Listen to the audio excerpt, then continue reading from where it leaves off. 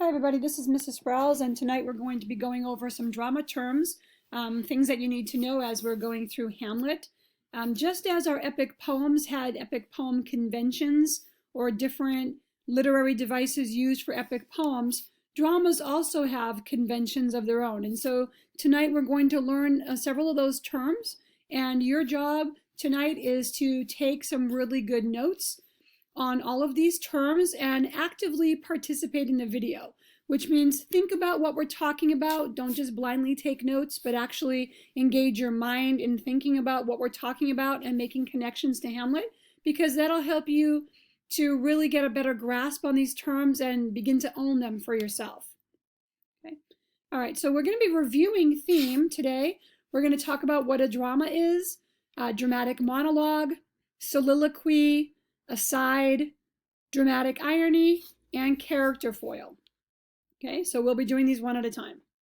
Okay, so first of all, theme should be a review for you. Think about it right now. What do you remember about theme? Can you put a definition to theme right now? Well, I hope you can, and I hope you came up with something like this.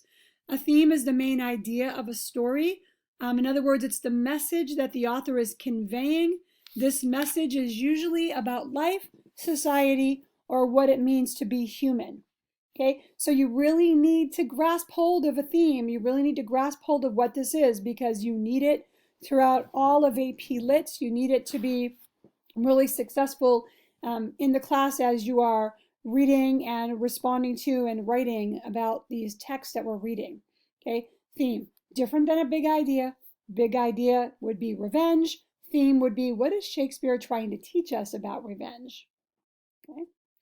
All right, so what is a drama? Well, this is pretty easy. It's another word for a play. It's when characters tell a story in a theatrical performance. Okay. And then dramatic monologue. Dramatic monologue is actually a poem in which there's an imagined speaker addressing a silent listener, and it's usually not addressed to the reader. Okay, some examples of this include Robert Browning's My Last Duchess, T.S. Eliot's The Love Song of J. Alfred Prufrock, which is a pretty long poem, and we will be reading that and enjoying that later on in the year, and I's Killing Floor.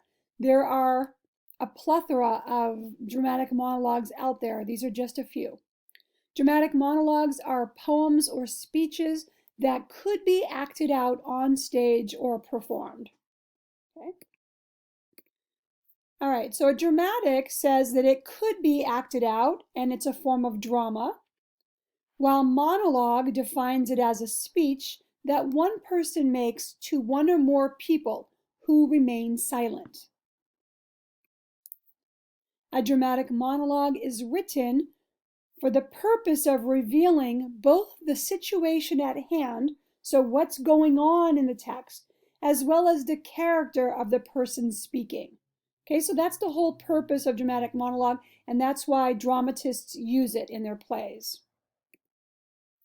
So an example of dramatic monologue that you see here comes from Shakespeare, comes from Hamlet, and it comes from Act 1, Scene 2 of Hamlet. And this is when we meet Claudius for the first time. Okay, in Act 1, Scene 2, as you see here, it says, a room in a castle, enter Claudius, Queen Gertrude, Rosencrantz, Guildenstern, and attendants. So Claudius is not alone on stage. There are others present on stage. Yet when Claudius speaks, okay, and he gives this long speech to the audience, everybody else is silently listening to him. Okay, so this is an example of dramatic monologue. And when Claudius speaks here, we're learning about what's happened. We're learning about, that his brothers died. We're learning about the marriage between him and Gertrude. So it not only tells us what's going on in the scene and in the play, but it also reveals a little bit about Claudius's personality as well. Okay, so that's an example of dramatic monologue, and they're all throughout Hamlet. Okay, so the next one is soliloquy. And the word soliloquy is derived from a Latin word, solo, which means to himself, and loquor, which means I speak, so I speak to myself.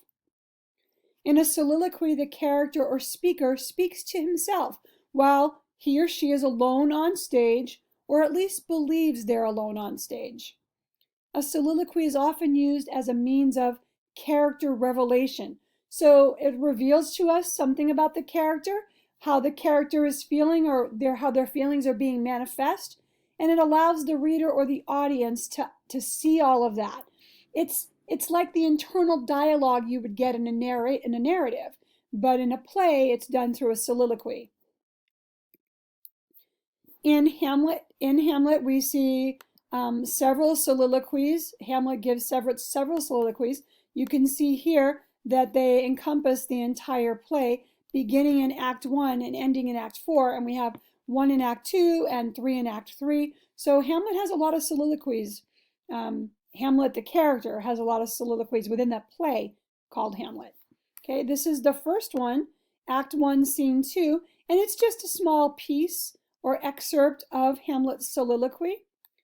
But let's take a look at what this is saying. Oh, that this too solid flesh would melt, thaw, and resolve itself into a dew, or that the everlasting had not fixed his cannon against self-slaughter. So here, Hamlet is really revealing to the audience his deep desire to die, or his fixation on death and his thoughts of suicide. He says here, if God had not said his word against self-slaughter or suicide, Hamlet himself may enter into suicide. So he's really revealing the depths of his despair within this soliloquy, and the audience is able to see that and really experience that through this literary element. Okay. Another literary element that we see in a dramatic play is an aside.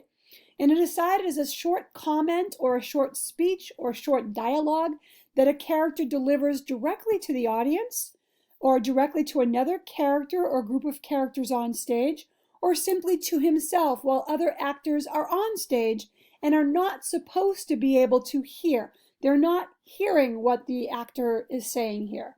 Okay? Only the audience is supposed to realize that the character is speaking or expressing something to them.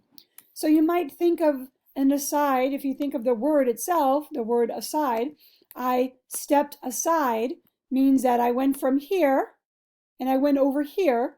And that's kind of what's happening in the play, that a character is here and he sort of goes aside over here, maybe turning his body towards the audience or turning his body towards another character and saying a little speech or having a little dialogue, revealing something to the audience, while other people who are all around on stage are not actually hearing or even noticing that this aside is happening.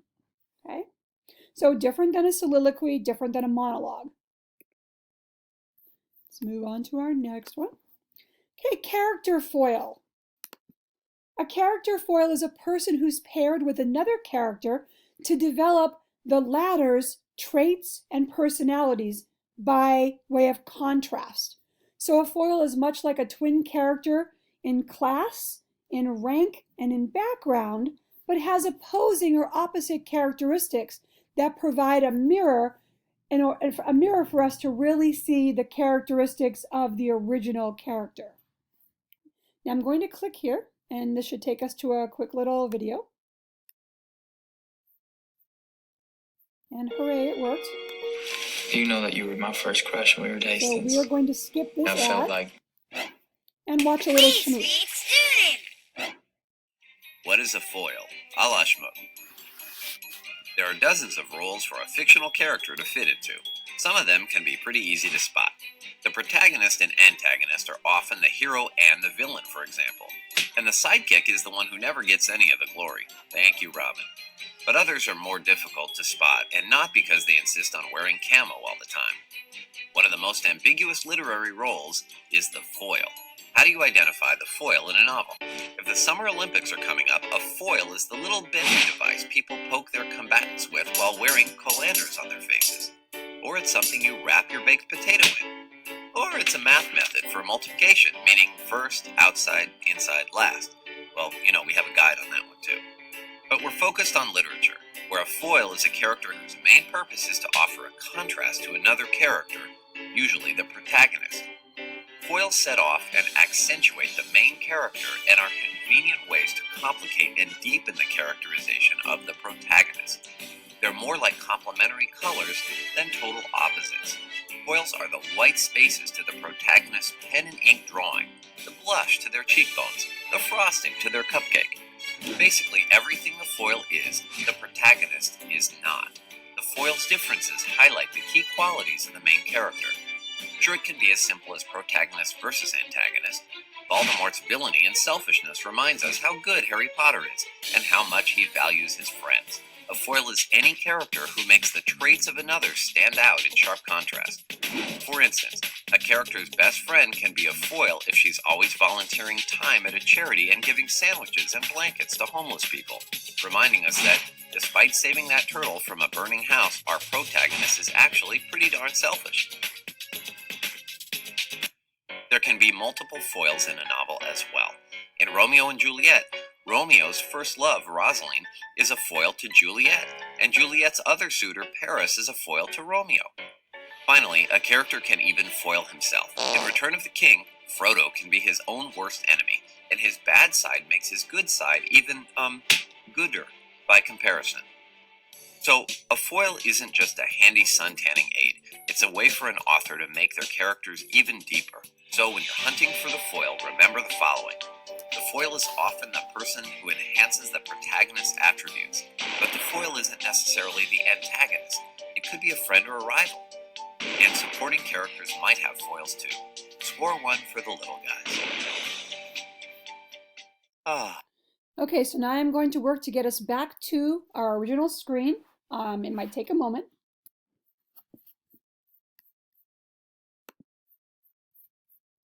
And as you're looking at this screen, where is that? Where is my where's my PowerPoint? I am looking for it. There it is. All right, so that wasn't too bad.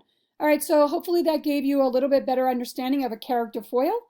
Dr. Jekyll, Mr. Hyde, another example of literary character foils. And as you heard, it did talk about Harry Potter and Voldemort.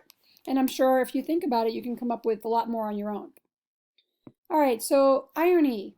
Irony is a literary device for conveying meaning by saying the exact opposite of what is really meant. Sarcasm is one kind of irony. It's a praise, which is really an insult. Sarcasm generally involves malice, the desire to put someone down. For example, this is my brilliant son who failed out of college. Okay, not really saying he's brilliant because you're then dissing him and saying he failed college.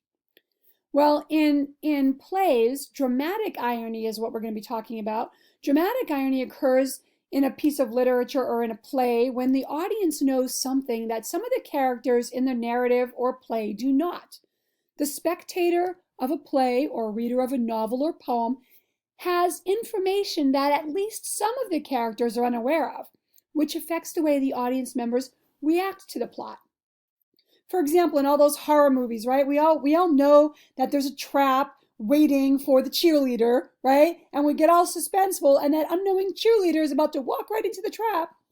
Well, the tension of this piece depends on this contrast between what the audience knows and what the character knows. And we see this a lot in Hamlet. In fact, we already seen it in Hamlet, haven't we? We all know something about Hamlet that Claudius and Gertrude and Polonius do not know. And that is that Hamlet is pretending to be insane. They think he's truly insane. So that's where the dramatic irony is, and it continues to build as the play goes on.